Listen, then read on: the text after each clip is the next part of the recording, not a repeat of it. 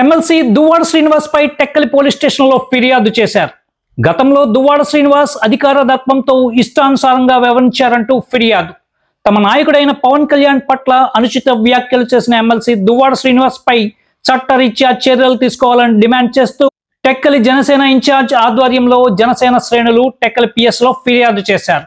ఈనాటి deputy CM ఆనాటి Janasena party అధినేతపై unparliamentary భాషను ఉపయోగిస్తూ దుర్భాషలాడిన వీడియోలను పెన్ డ్రైవ్ లో భద్రపరిచి పోలీసులకు ఎవిడెన్స్ గా ఇస్తున్నామంటూ, గతంలో పోలీసులపై నమ్మకం లేదని, ఇప్పటి కూటమి ప్రభుత్వంలో పోలీసుల పనితీరు మెరుగ్గా ఉన్నందున అప్పుడు ఇవ్వాల్సిన ఫిర్యాదు ఇప్పుడు ఇస్తున్నామంటూ పేర్కొన్నారు జనసేన ఇన్ఛార్జ్ కణితి కిరణ్. గతంలో టెక్కలి జనసేన పార్టీ కార్యాలయంలో జరిగిన దాడి ఘటనలో వైకాపా కార్యకర్తలు పాల్గొన్నట్లు టెక్కలి పోలీసులకు ఇచ్చిన ఫిర్యాదుతో వారికి ఇప్పటికే 41 నోటీసులు అందించారట టెక్కలి పోలీసులు.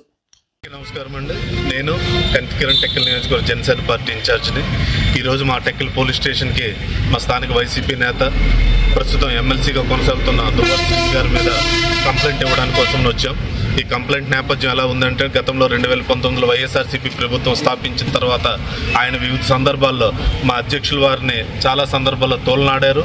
ఆయన వ్యక్తిగత ప్రతిష్టను దిగజార్చుతూ మాట్లాడిన ప్రతిసారి కూడాను ఆయన 3 పెళ్లిళ్ళ మీదనైతేనేమి, ఆయన వివాహ సంబంధాల మీద, అలాగే పబ్లిక్ లైఫ్లో కూడా ఆయన్ని చాలా కించపరుస్తూ ఆయన మాట్లాడిన విధానాలు ఉన్నాయి. వాళ్ళ తల్లిగారిని కూడా ఏ రకంగా దూషించారన్నది మా కేవలం టెక్కలకే కాదు, 2 తెలుగు రాష్ట్రాల్లో ఉన్న ప్రతి ఒక్కరికి కూడా తెలుసు. అలాగే ఒకనొక సందర్భంలో వాళ్ళు మాట్లాడిన మాటలను ఖండిస్తూ మేము ప్రెస్ మీట్ పెట్టిన తర్వాత ఆయన మా పార్టీ కార్యాలయం మీద కూడా దాడి చేయించారు. ఆ రోజు కూడా మేము వచ్చి స్థానిక పోలీసులకి కంప్లైంట్ ఇవ్వడం జరిగింది. కానీ దురదృష్టవశాత్తు ఎవరు ఆ కంప్లైంట్ మీద రియాక్ట్ కాలేదు. కంప్లైంట్ మీద కనీసం మేము అనుమానితులుగా ఎవరి పేర్లు అయితే పేర్కొన్నామో వాళ్ళని కనీసం పోలీస్ స్టేషన్ పిలిపించి విచారణ కూడా చేయలేదు. కాబట్టి మరి ఈరోజు నిన్ననే స్థానిక పోలీస్ శాఖ వారు ఆ అనుమానితులందరి మీద కూడాను 41A నోటీస్ ఇవ్వడం అన్నది జరిగిందన్నది తెలిసింది. కాబట్టి ఇప్పుడు మేము గతంలో దువ్వాడ శ్రీనివాస్ గారు ఏదైతే మాట్లాడినారో మా అధ్యక్షుల వారి మీద, అవన్నింటినీ కూడా వీడియో రూపంలో పొందుపరుస్తూ వారి మీద శాఖాపరమైన చర్యలు తీసుకోవాలని కోరుతూ ఈరోజు టెక్కలి నియోజకవర్గంలో ఉన్న ఈ పోలీస్ స్టేషన్కి అయితే వచ్చి కంప్లైంట్ ఇవ్వడం జరుగుతుంది. దీని యొక్క ముఖ్య ఉద్దేశం, రాజ్యాంగబద్ధమైన పదవిలో ఉన్న ఆయన రాజ్యాంగం కల్పించిన హక్కుల్ని కాపాడుతానని చెప్పి ఏ రకంగా మా అధ్యక్షుల వారిని సభ్య సమాజం తలదించుకునే విధంగా కామెంట్స్ చేశారో ఆ కామెంట్స్ అన్నిటి మీద కూడా విచారణ జరిపించాలని, అందుకు తగ్గ శిక్ష ఆయనకి పడాలని కోరుకుంటూ ఈ కంప్లైంట్ ఇవ్వడం జరుగుతుంది. ఈ సంఘటనలు జరిగి చాలా గత నెలలు కాదు, సంవత్సరాలు కూడా జరిగింది. అప్పటికి ఇప్పటికి ఏంటి వ్యత్యాసం? అప్పుడు మీరు ఎందుకు నిర్ణయం తీసుకోలేదు, ఇప్పుడే ఎందుకు నిర్ణయం తీసుకుంటున్నారు ఈ కంప్లైంట్ల నిర్ణయం అనేది? గతంలో కూడా మేము కంప్లైంట్ ఇవ్వడానికి ప్రయత్నించినప్పుడు మాకు టెక్కలి పోలీస్ శాఖ మీద అప్పుడైతే ఉన్న వాళ్ళ మీద మాకు నమ్మకం కలగలేదు. దానికి ప్రత్యక్ష సాక్షులు మేమే.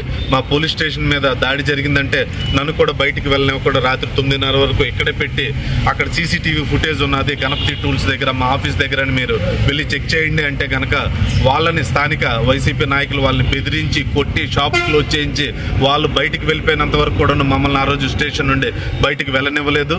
మేము సాయంత్రం సుమారు 7 గంటలకు వచ్చి కంప్లైంట్ ఇస్తే 9:30 వరకు మాకు కూడా వాళ్ళు FIR కాపీ ఇవ్వకుండా కావాలని చాలా లేట్ చేశారు. ఈ లేట్ అయిన ప్రాసెస్లోనే అక్కడ ఉన్న విలువైన ఆధారాలను కూడా వాళ్ళు ధ్వంసం చేశారు. కాబట్టి అక్కడున్న పోలీస్ వ్యవస్థ మీద మాకు నమ్మకం సన్నగిల్లింది. ఇప్పుడు మా ప్రభుత్వంలో ఈ పోలీస్ శాఖ వారు ఖచ్చితంగా దీని మీద చర్యలు తీసుకుంటారన్న నమ్మకంతో ఈరోజు వచ్చి ఈ కంప్లైంట్ ఇవ్వడం జరుగుతుంది.